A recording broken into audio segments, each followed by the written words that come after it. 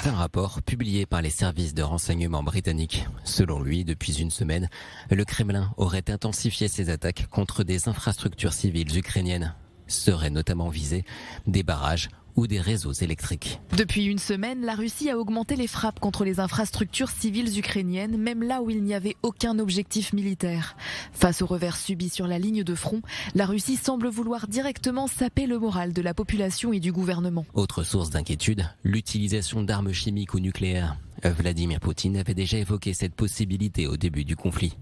Une question abordée par Joe Biden lors d'une interview à la télévision américaine. Face au succès ukrainien, Vladimir Poutine est embarrassé et je me demande, Monsieur le Président, ce que vous lui diriez s'il envisageait d'utiliser ces armes.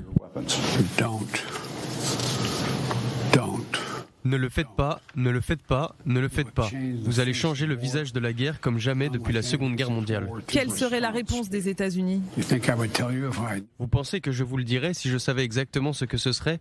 Bien sûr que non, je ne vous le dirai pas. Elle serait conséquente. Ils deviendraient encore plus parias dans le monde qu'ils ne l'ont jamais été. Les pays occidentaux dénoncent également les possibles crimes de guerre à Izium, une ville récemment libérée par l'armée ukrainienne. La Russie a laissé derrière elle des fosses communes où plusieurs centaines de personnes ont été abattues et torturées à Izium. Au XXIe siècle, de telles attaques contre des civils sont inimaginables et odieuses. On ne peut pas fermer les yeux. Je demande la création rapide d'un tribunal international spécial qui jugera cette agression criminelle. La République tchèque accueille 400 000 réfugiés ukrainiens et assure aujourd'hui la présidence tournante de l'Union européenne.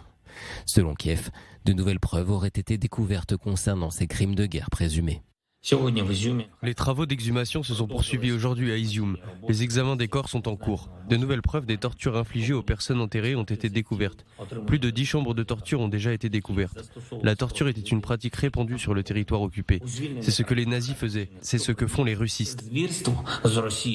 Sur le terrain, les combats se poursuivent comme ici à Kupiansk, à l'est de l'Ukraine. C'est horrible, il y a toujours quelque chose qui passe au-dessus de notre tête. J'ai un enfant, j'ai une mère, j'ai une sœur. Les volontaires ont promis de nous évacuer. La ville serait sur le point d'être libérée d'après des volontaires de l'armée ukrainienne sur place. À 400 km de là, la centrale nucléaire de Zaporijjia aurait été reconnectée au réseau électrique, selon un communiqué de la IEA.